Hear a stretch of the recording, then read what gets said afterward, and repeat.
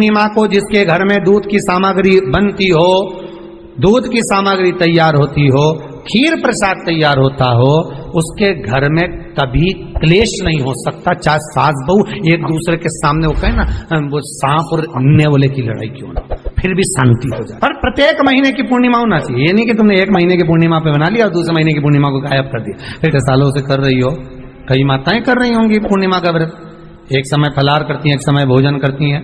भोजन में खीर का होना जरूरी होता है पूर्णिमा के व्रत में, दूध की सामग्री होना जरूरी होती है पूर्णिमा के व्रत में। 12 महीने की पूर्णिमा करो, मना नहीं है।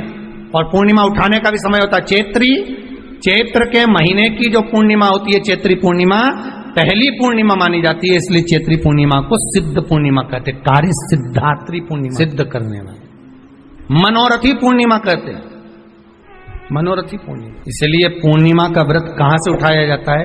चैत्र के महीने की पूर्णिमा से पूर्णिमा का व्रत उठाया जाता है कि मैं महीने की पूर्णिमा करूंगी तो चैत्र पूर्णिमा से उसको उठा लिया जाता है।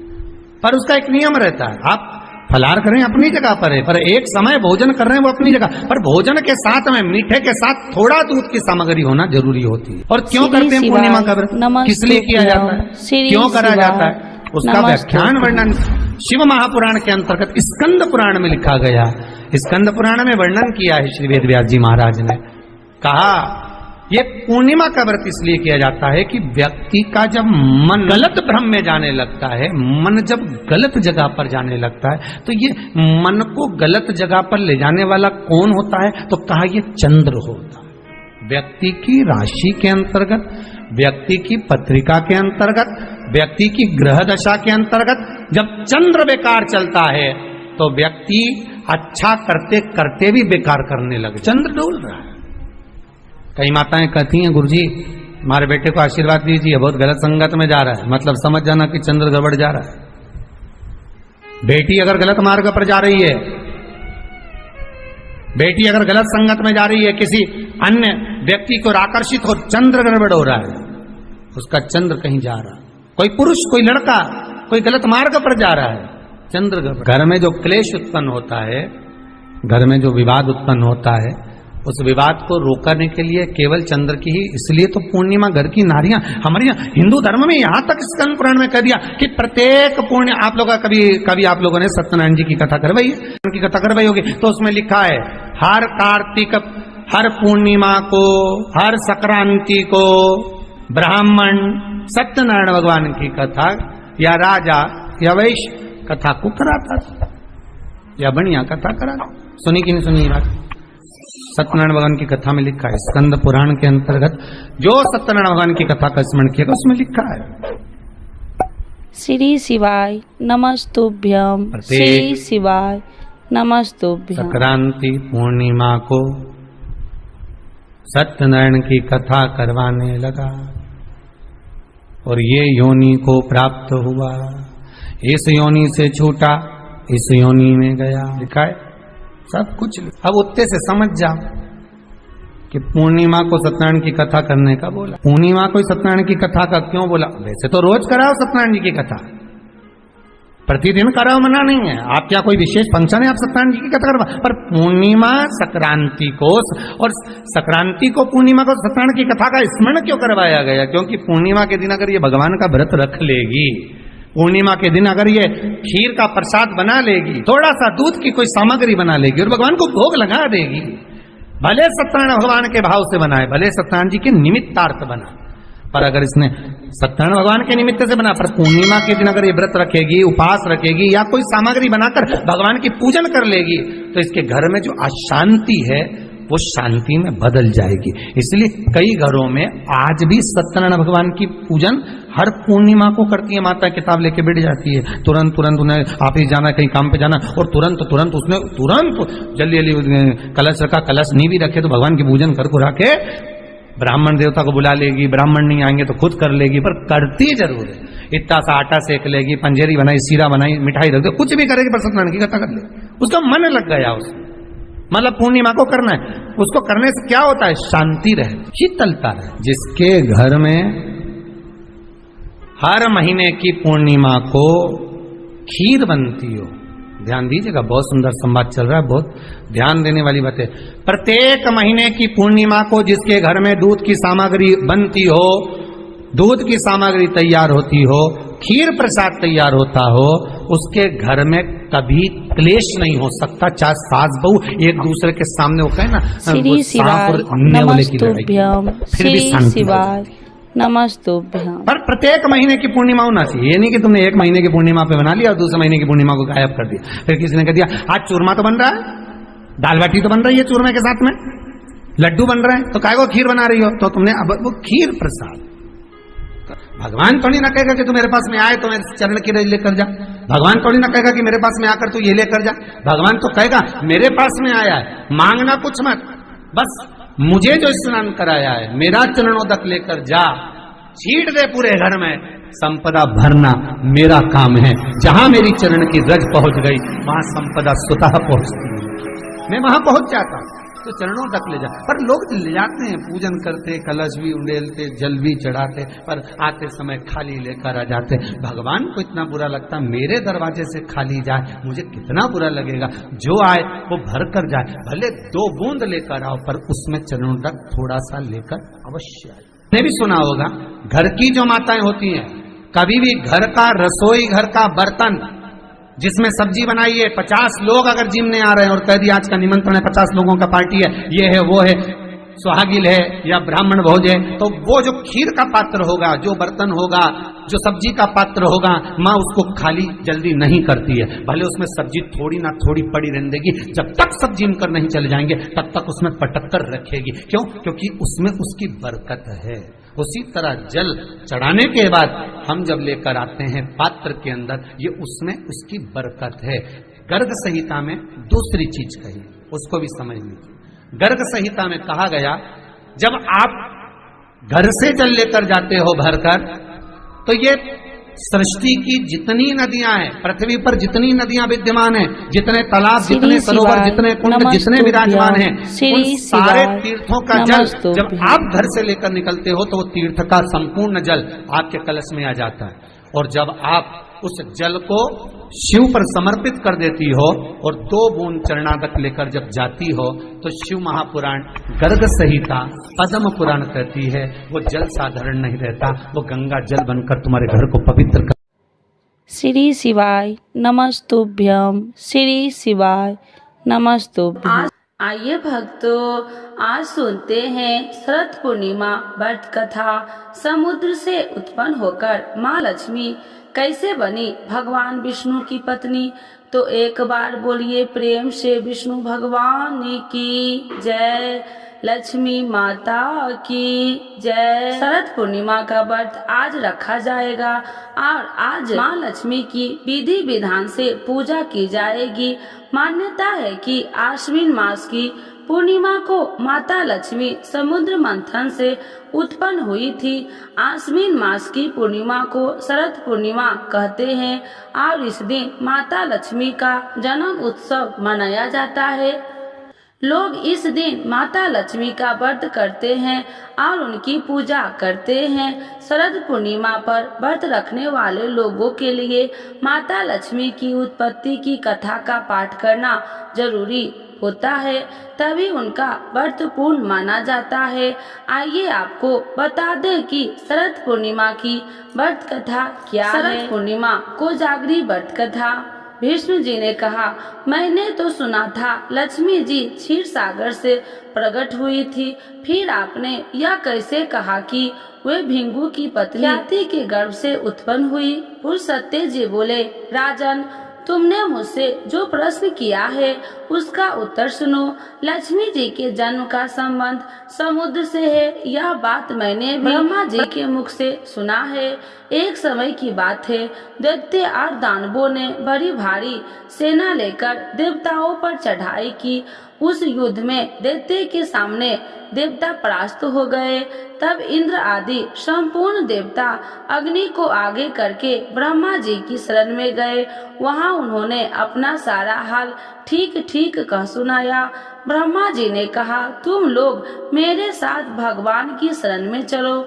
यह कहकर वे संपूर्ण देवताओं को साथ ले क्षीर सागर के उत्तर तट पर गए और भगवान वासुदेव को संबोधित करके बोले, विष्णु शीघ्र उठिए और इन देवताओं का कल्याण कीजिए। आपकी सहायता न मिलने से दानव इन्हें बारंबार परास्त करते हैं। इनके ऐसा कहने पर कमल के समान नेत्र वाले भगवान अंतर्यामी पुरुषोत्तम ने देवताओं के शरीर को अपूर्ण अवस्था देखकर कहा, देवगण, मैं तुम्हारे तेज की वृद्धि करूंगा।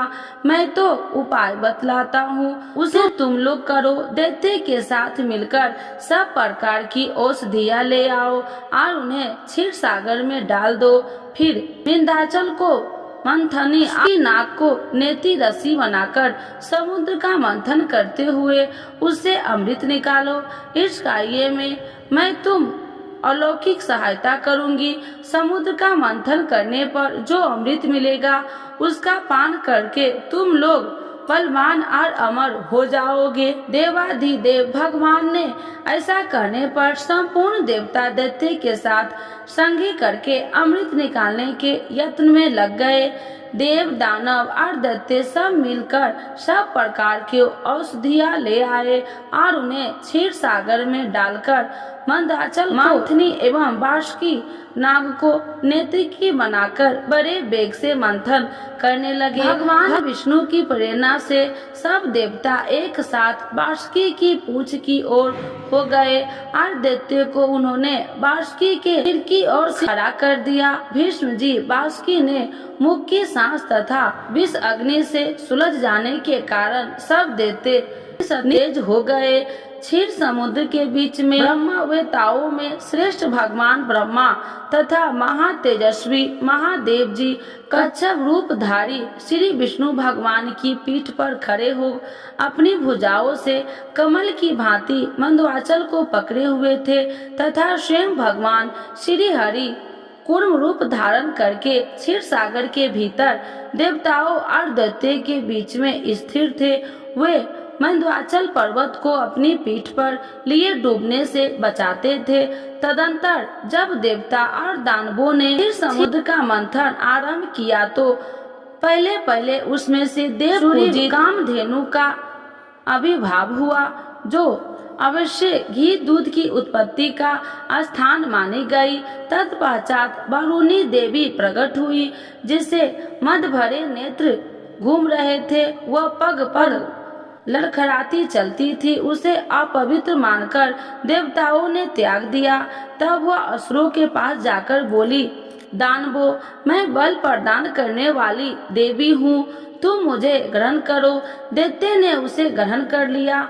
इसके बाद पुनः मंथन आरंभ होने पर परिजात कल्प वृक्ष उत्पन्न हुआ, जो अपनी शोभा से देवताओं को आनंद बढ़ाने वाला था।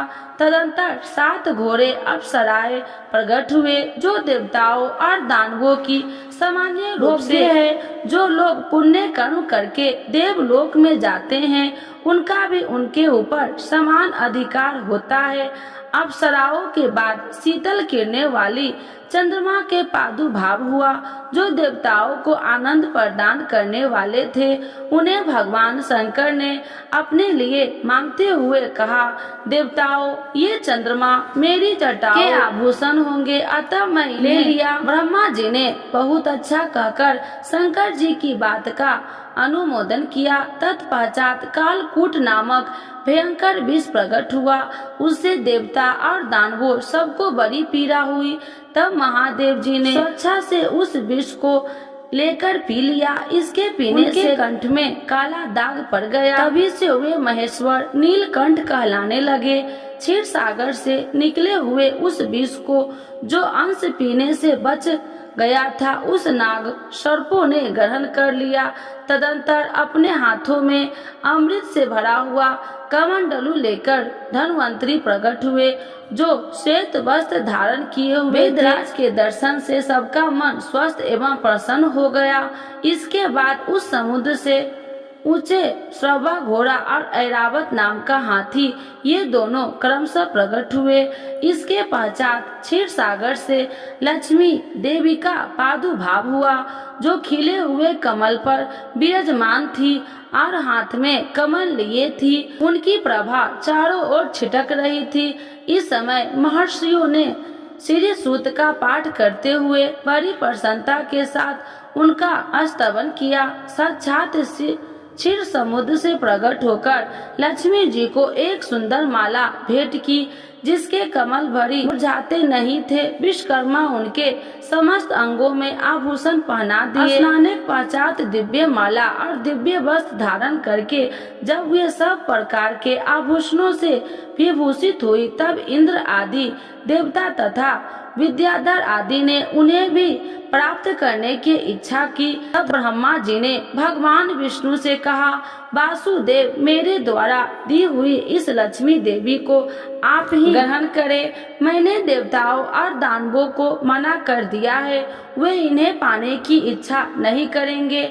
आपने जो स्थिरता पूर्वक इस समुद्र मंथन में कार्य को संपन्न किया है, इससे आप पर मैं बहुत संतुष्ट हूँ। यो कहकर ब्रह्मा जी लक्ष्मी जी से बोली, देवी, तुम भगवान केशव के पास जाओ। मेरे दिए हुए पति को पाकर अनंत वर्षा तक आनंद का उपभोग करो। ब्रह्मा जी के ऐसा कहने पर लक्ष्मी जी समस्त देवताओं को देखते देखते श्री हरि के वक्ष स्थल में चली गई और भगवान से बोली, देव, आप कभी मेरा परित्याग न करें। संपूर्ण जगत के प्रिय, तब मैं सदा आपके आदेश का पालन करती हूँ। आपके वक्ष स्थल में निवास करूँगी। यह कहकर लक्ष्मी जी ने कृपापूर्ण दृष्टि से देवताओं की ओर देखा। इससे उन्हें बड़ी प्रसन्नता हुई।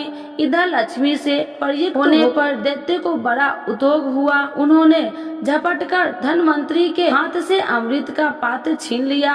तब विष्णु ने माया से सुंदर स्त्री का रूप धारण करके दैत्य को लुभाया और उनके निकट जाकर कहा, यह अमृत का कमंडल मुझे दे दो।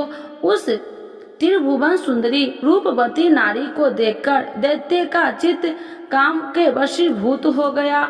उन्होंने चुपचाप वह अमृत उस सुंदरी के हाथ में दे दिया और स्वयं उसका मुंह ताकने लगे। दानवों से अमृत लेकर भगवान देवताओं को दे दिया और इंद्र आदि देवता तत्काल उस अमृत को पी गए।